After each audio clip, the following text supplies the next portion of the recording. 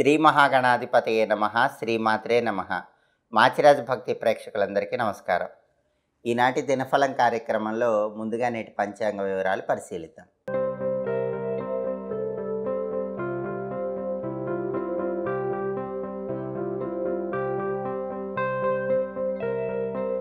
November 20 ఆదివారం దినఫలాన్ని పరిశీలిస్తే ఏకాదశి తిథి ఉదయం 10:41 వరకు ఉంది. ఆ తర్వాత ద్వాదశి తిథి వచ్చింది. నక్షత్రం హస్తా నక్షత్రం ఉంది. ఆదివారం హస్తా నక్షత్రంతో కలిసి వస్తే మానస యోగం ఉంటుంది. ఈ మానస యోగం కార్యలాభాన్ని కలిగింపజేస్తుంది. కాబట్టి ముఖ్యమైన పని మీద 12 రాసుల వాళ్ళు బయటికి వెళ్ళిన, ముఖ్యమైన ప్రయాణాలు చేసిన మానస యోగం వల్ల విశేషంగా కార్యసిద్ధి ఏర్పడుతుంది. అనుకున్న పనులు అనుకున్నట్లు పూర్తి చేసుకోవచ్చు.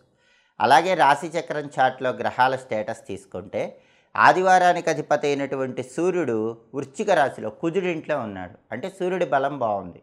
సూర్యుడి బలం బాగుంది కాబట్టి ప్రమోషన్ల కోసం పై అధికారుల ఇంటికి వెళ్ళి వాళ్ళతో ముఖ్యమైన చర్చలు చేసుకోవచ్చు. రాజకీయ పరంగా ఎదగటానికి చేసే ప్రయత్నాలకు కూడా అనుకూలం. అలాగే తండ్రి తరపు ఆస్తిపాస్తులు సంక్రమించడానికి చేసే ప్రయత్నాలు కూడా విశేషంగా యోగిస్తాయి. అదేవిధంగా వ్యవసాయదారులు వ్యవసాయ పరంగా మంచి ప్రణాళికలు రచించుకోవటానికి కూడా రవి బలం అద్భుతంగా ఉంది. అదేవిధంగా హస్తా నక్షత్రానికి అధిపతి అయినటువంటి చంద్రుడు కన్యారాశిలో బుధుడింట్లో ఉన్నాడు. చంద్రుడు బుధుడింట్లో ఉన్నాడు కాబట్టి 12 రాశుల వాళ్ళకి కొంచెం మానసిక అశాంతి, ఒత్తిడి, అలజడి కలిగే సూచనలు ఉన్నాయి. కాబట్టి మనోధైర్యంతో ఆత్మవిశ్వాసంతో ముందడుగు వేస్తే ఒత్తిడిని అధిగమించవచ్చు. అలాగే నక్షత్ర బలాన్ని బట్టి కొన్ని ప్రత్యేకమైన పనులు చేసుకోవచ్చు. హస్తా నక్షత్రం ఉంది కాబట్టి అన్నప్రాసన, నామకరణం, సీమంతం కార్యక్రమాలు నిర్వహించుకోవచ్చు. అలాగే చెవులు గుట్టించడం కార్యక్రమం చేసుకోవచ్చు. అక్షరాభ్యాసం చేసుకోవచ్చు. వాహనాలు కొనటానికి, అమ్మటానికి, వాహనాలు మొదటిసారి ఉపయోగించుకోవటానికి హస్తా నక్షత్ర బలం బాగా పనిచేస్తుంది. అలాగే వ్యవసాయదారులు విత్తనాలు నాటడానికి కూడా హస్తా నక్షత్రం యోగిస్తుంది. అదేవిధంగా జాతక దోషాల తీవ్రతను తగ్గింపజేసుకోవటానికి జెమ్ స్టోన్స్ అంటే రత్నాలు కొనుక్కోవటానికి, కొనుక్కున్న రత్నాలు ధరించడానికి కూడా హస్తా నక్షత్రం విశేషంగా పనిచేస్తుంది. అలాగే మంత్ర విద్యలు నేర్చుకోవటానికి, గురువుల దగ్గర మంత్ర ఉపదేశం స్వీకరించడానికి కూడా హస్తా నక్షత్రం అద్భుతంగా పనిచేస్తుంది. అలాగే ఎడ్యుకేషన్ సెంటర్స్ ప్రారంభించడానికి కూడా హస్తా నక్షత్రం విశేషంగా యోగిస్తుంది. యజ్ఞయాగాదులు చేయటానికి, యజ్ఞయాగాదులు చేయటం ద్వారా గ్రహదోషాలు, జాతక దోషాల తీవ్రతను తగ్గింపజేసుకోవటానికి ఈ నక్షత్ర బలం అనేది బాగా పనిచేస్తుంది.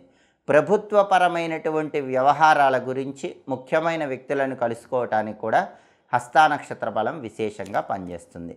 ఈ రోజుకు ఒక ప్రత్యేకత ఉంది. అదే ఉత్పన్న ఏకాదశి. ఈ ఉత్పన్న ఏకాదశి సందర్భంగా 12 రాశుల వాళ్ళు ముఖ్యమైన పని మీద బయటికి వెళ్ళేటప్పుడు ఓం నమో భగవతే విష్ణవే ఈ మంత్రాన్ని 21 సార్లు జపించుకొని వెళ్ళాలి. అలా ఓం నమో భగవతే విష్ణవే మంత్రజపం చేసి వెళితే వృత్తి, ఉద్యోగ, వ్యాపార రంగాల్లో విశేషమైన అనుకూల ఫలితాలు పొందవచ్చు. అలాగే కార్యసిద్ధిని కూడా పొందవచ్చు.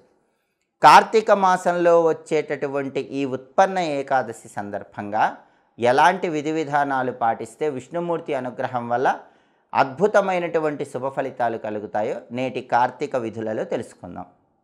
కార్తీక మాసంలో బహుళపక్షంలో వచ్చే ఈ ఏకాదశి తిథిని ఉత్పన్న ఏకాదశి లేదా ఉత్పత్తి ఏకాదశి అనే పేర్లతో పిలుస్తారు. ఈ ఉత్పన్న ఏకాదశి చాలా శక్తివంతమైన ఏకాదశి. దానికి కారణం ఏంటంటే అసలు ఏకాదశి అనే తిథి రావటానికి కారణమైన ఏకాదశి కాబట్టి దీన్ని ఉత్పన్న ఏకాదశి అన్నారు. ఒకానొక సమయంలో మురాసురుడు అనే పేరు కలిగినటువంటి రాక్షసుడు ఉండేవాడు. ఆ రాక్షసుడితో విష్ణుమూర్తి ఎన్ని సంవత్సరాలు యుద్ధం చేసినా విజయం సాధించలేకపోతాడు. అప్పుడు విష్ణుమూర్తి తన అంశస్వరూపంగా ఒక కన్యను సృష్టిస్తాడు. ఆ కన్య పేరు ఏకాదశి. ఆ కన్య విష్ణుమూర్తికి యుద్ధంలో సహాయం చేస్తుంది. దానివల్ల విష్ణుమూర్తి మురాసురుడు అనేటటువంటి ఆ రాక్షసుడిని సంహరిస్తాడు. అలా మురాసురుడిని సంహరించడానికి ఏకాదశి అనే కన్య సహకరించింది కాబట్టి ఆ ఏకాదశి పేరుతో విష్ణుమూర్తి ఏకాదశి వ్రతాన్ని కేటాయించాడు. అలా ఏకాదశి వ్రతము అనేది వచ్చింది ఈ ఉత్పన్న ఏకాదశి రోజే. ఏకాదశి అనే పేరు కలిగిన కన్య జన్మించింది ఈ ఉత్పన్న ఏకాదశి రోజే. కాబట్టి ఉత్పన్న ఏకాదశి సందర్భంగా వండిన అన్నంలో రాక్షసుడు ఉంటాడు. కాబట్టి వండిన అన్నాన్ని ఎట్టి పరిస్థితుల్లో తినకూడదు. చిన్నపిల్లలు, వృద్ధులకు ఈ నియమం వర్తించదు. మిగతా వారు మాత్రం ఆహారం వండుకోకుండా పచ్చి పదార్థాలు అంటే పచ్చి కూరగాయలు స్వీకరించటం, పాలు స్వీకరించటం, పళ్ళు స్వీకరించటం మంచిది. అలా ఏకాదశి ఉపవాసం ఉంటే చాలా మంచిది. అంటే ఈ రోజంతా ఉపవాసం ఉంటాం. ఉపవాసం సందర్భంగా పాలు పళ్ళు స్వీకరించటం, ఉడకబెట్టని పదార్థాలు స్వీకరించటం, మర్నాడు ద్వాదశి రోజు ఎవరికైనా భోజనం పెట్టి ఆ తర్వాత ఆహారాన్ని స్వీకరించటం చేయాలి. ఇలా చేస్తే చాలా మంచిది. ఉత్పన్న ఏకాదశి సందర్భంగా ఓం నమో నారాయణాయ అనే అష్టాక్షరి మంత్రం, ఓం నమో భగవతే వాసుదేవాయ అనే ద్వాదశాక్షర మంత్రం మనస్సులో జపించుకుంటూ ఉండండి. దానివల్ల విశేషమైన ప్రయోజనాలు కలుగుతాయి. అలాగే ఈ ఉత్పన్న ఏకాదశిని హరిప్రియం విష్ణు తిథి అంటారని ధర్మసింధు అనే ప్రామాణిక గ్రంథంలో చెప్పారు. అంటే ఈ ఉత్పన్న ఏకాదశి విష్ణుమూర్తికి చాలా ఇష్టమైన రోజు. అందుకే దీన్ని విష్ణు తిథి అంటారు, హరిప్రియం అంటారు. ఎందుకంటే స్వయంగా ఏకాదశి కన్య ఆవిర్భవించింది ఈరోజే. కాబట్టి ఈ ఉత్పన్న ఏకాదశి సందర్భంగా ఎలాంటి ఉపవాసాలు ఉండలేకపోయినా, ఏకాదశి వ్రతాలు చేయలేకపోయినా ఒక గిన్నెలో నీళ్లు తీసుకోండి. అలా గిన్నెలో నీళ్లు తీసుకున్నాక ఆ నీళ్ళల్లో అక్షింతలు కలపండి. అక్షింతలు కలిపి శ్రీమన్నారాయణమూర్తి ఫోటో దగ్గర, అంటే లక్ష్మీనారాయణల ఫోటో దగ్గర కానీ, శ్రీరాముడు, శ్రీకృష్ణుడు, లక్ష్మీ నరసింహస్వామి, వెంకటేశ్వర స్వామి ఫోటో దగ్గర కానీ అక్షింతలు కలిపిన ఆ నీళ్లు కింద ఒక పళ్ళె ఉంచి ఆ పళ్ళెంలో విడిచిపెడుతూ హరి హరి హరి అని 3 సార్లు చెప్పుకోండి. ఎవరైతే ఉత్పన్న ఏకాదశి సందర్భంగా హరి హరి హరి అని 3 సార్లు చెప్తూ అక్షింతలు కలిపిన నీళ్లతో విష్ణుమూర్తికి అర్ఘ్యమిస్తారో దానివల్ల విష్ణుమూర్తి విశేషంగా అనుగ్రహించి వాళ్ళ కోరికలన్నీ నెరవేరుస్తాడు. అంతేకాకుండా సర్వ నదులలో స్నానం చేసినటువంటి ఫలితం కూడా కలుగుతుందని ధర్మసింధు అనే గ్రంథంలో చెప్పారు. కాబట్టి మీరు ఉపవాసాలు ఉండలేకపోయినా, దేవాలయాలకు వెళ్ళలేకపోయినా హరినామాన్ని 3 సార్లు చెప్తూ అక్షింతలు కలిపిన నీళ్లతో విష్ణుమూర్తి దగ్గర ఆ నీళ్లు విడిచిపెడుతూ అర్ఘ్యం ఇవ్వండి. విష్ణు కృపకు పాత్రలు కండి. అలాగే ఈరోజు ఇవ్వవలసిన దానం నిలువ ఉండే సరుకులు. నిలవ ఉండే సరుకులు ఏవైనా సరే ఈరోజు దానం ఇస్తే కనుక జాతక దోషాల తీవ్రతను తగ్గింపజేసుకోవచ్చు.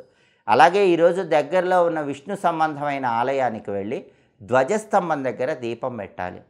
అంటే రాముడు, కృష్ణుడు, నరసింహస్వామి, వెంకటేశ్వర స్వామి ఇలా విష్ణు సంబంధమైన ఆలయంలో ధ్వజస్తంభం దగ్గర ప్రమిదలో ఆవు నెయ్యి పోసి 8 ఒత్తుల దీపం పెడితే విష్ణువు తొందరగా అనుగ్రహిస్తాడు.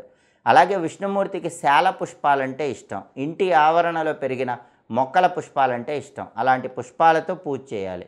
తెల్ల గన్నేరు పూలు, నందివర్ధనం పూలు, తుమ్మి పూలు, జాజి పూలు, వీటిలో ఏ పుష్పాలతో అయినా ఈరోజు లక్ష్మీనారాయణల ఫోటోకు పూజ చేస్తే ఉత్తమ ఫలితాలు కలుగుతాయి. విష్ణుమూర్తికి పచ్చకర్పూరంతో హారతిస్తే ఆయన తొందరగా ప్రసన్నమవుతాడు. పచ్చకర్పూరం తీపి పదార్థాల్లో కలిపి ఆ తీపి పదార్థాలు నైవేద్యం పెడితే తొందరగా అనుగ్రహిస్తాడు. కాబట్టి ఈరోజు ఎవరైనా విష్ణువుకు పచ్చకర్పూరంతో హారతి ఇవ్వటం లేదా పచ్చకర్పూరం కలిపిన తీపి పదార్థాలు విష్ణువుకు నివేదించడం ద్వారా విశేషంగా అదృష్టం కలిసి వస్తుంది. అలాగే ఈరోజు కార్తీక మాసంలో వచ్చే ఆఖరి ఆదివారం కార్తీక స్నానం చేస్తే నెల రోజులు కార్తీక స్నానం చేసిన ఫలితం కలుగుతుంది. కాబట్టి తెల్లవారుజామున సూర్యోదయానికి పూర్వమే చన్నీళ్లతో కానీ గోరువెచ్చని నీళ్ళతో కానీ స్నానం చేయండి. నెల రోజుల స్నాన ఫలితాన్ని పొందవచ్చు. అలాగే ఈరోజు ఎవరైనా సరే విష్ణు సంబంధమైన ఆలయానికి వెళ్ళినప్పుడు ఆలయంలో మెట్ల పూజ చేస్తే మంచిది, లేదా ఆలయంలో చీపురుతో చిమ్మితే మంచిది, ఆలయంలో భక్తులకు ప్రసాదాలు పంచిపెడితే మంచిది. ఆలయంలో ఏదైనా సేవ చేయండి. సేవ చేస్తే విష్ణువు తొందరగా అనుగ్రహిస్తాడు. కనీసం ఆలయంలో మొక్కలు ఉంటే కనుక ఆ మొక్కలకి నీళ్ళైనా పోయండి. విష్ణువు ఆలయంలో మొక్కలకి లేదా వృక్షాలకి ఈరోజు నీళ్లు పోస్తే కుటుంబ కలహాలన్నీ తొలగింపజేసుకోవచ్చు. కుటుంబ సభ్యులకి అష్టైశ్వర్యాలు, భోగభాగ్యాలు సిద్ధింపజేసుకోవచ్చు. అలాగే 2, 4, 6, 8 ఇలా సరి సంఖ్యలో విష్ణు సంబంధమైన ఆలయంలో ప్రదక్షిణలు చెయ్యండి. ఒక్కొక్క ప్రదక్షిణ పూర్తి కాగానే ధ్వజస్తంభం దగ్గర పుష్పాలు ఉంచి నమస్కారం చేసుకోండి. ఇలా ప్రత్యేకంగా ప్రదక్షిణలు చేస్తే కూడా విష్ణువు తొందరగా అనుగ్రహిస్తాడు. విష్ణు సహస్రనామం విన్నా చదివినా, విష్ణు పంజర స్తోత్రం చదివినా విన్నా ఈరోజు విశేషంగా విష్ణు కృపకు పాత్రులై వృత్తిపరంగా మంచి పురోభివృద్ధిని సాధించవచ్చు. ఉత్పన్న ఏకాదశి సందర్భంగా ఈ విధి విధానాలు పాటించి విష్ణుమూర్తి అనుగ్రహానికి ప్రతి ఒక్కరూ సులభంగా పాత్రులు కండి. అలాగే ఆదివారం కాబట్టి ఉదయం 6 నుంచి 7 మధ్య ప్రాంతంలో, మధ్యాహ్నం 1 నుంచి 2 మధ్యలో, రాత్రి 8 నుంచి 9 మధ్యలో రవిహోర ఉంటుంది. ఈ రవిహోర ఉన్న సమయంలో అధికారులను కలుసుకొని ముఖ్యమైన చర్చలు చేయటానికి అనుకూలం. ఉద్యోగం లేని వాళ్ళు ఉద్యోగం కోసం ప్రయత్నాలు చేస్తాం, అలాగే ఉద్యోగం కోసం ముఖ్యమైన వ్యక్తుల్ని కలుసుకోవటం, ఇవన్నీ చేస్తే బాగా యోగిస్తుంది. అలాగే బిజినెస్లో ఏవైనా ముఖ్యమైన ట్రాన్సాక్షన్స్ చేసుకోవాలన్నా రవిహోరలో బిజినెస్ ట్రాన్సాక్షన్స్ చేసుకోండి, బాగా కలిసి వస్తుంది. అలాగే అప్పులు తీర్చడానికి చేసే ప్రయత్నాలకు కూడా రవిహోర బాగా కలిసి వస్తుంది. కోర్టులో దావా వేయటానికి రవిహోర అనుకూలం. లాయర్లను కలుసుకోవటానికి అనుకూలం. యోగాసనాలు ఎవరైనా ప్రారంభించాలనుకుంటే రవిహోరలో ప్రారంభించండి, దానివల్ల ఆరోగ్యపరంగా మంచి ప్రయోజనం చేకూరుతుంది. సాహసోపేతమైనటువంటి కార్యక్రమాలు, అడ్వెంచరస్ పనులు చేయటానికి కూడా రవిహోర విశేషంగా సహకరిస్తుంది. ఇవి ఈనాటి దినఫలం కార్యక్రమంలో ముఖ్యమైన అంశాలు. మళ్ళీ తదుపరి దినఫలం కార్యక్రమంలో తిరిగి కలుసుకుందాం. మా వీడియోస్ మీకు నచ్చినట్లయితే మా ఛానల్ని లైక్ చేయండి, కామెంట్ చేయండి. మా ఛానల్ వీడియోస్ 10 మంది మిత్రులకు షేర్ చేయండి. మా ఛానల్ని సబ్స్క్రైబ్ చేసుకోండి. పక్కనున్న బెల్ సింబల్ నొక్కటం మాత్రం మర్చిపోకండి. సర్వే జనాః సుఖినో భవంతు. స్వస్తి.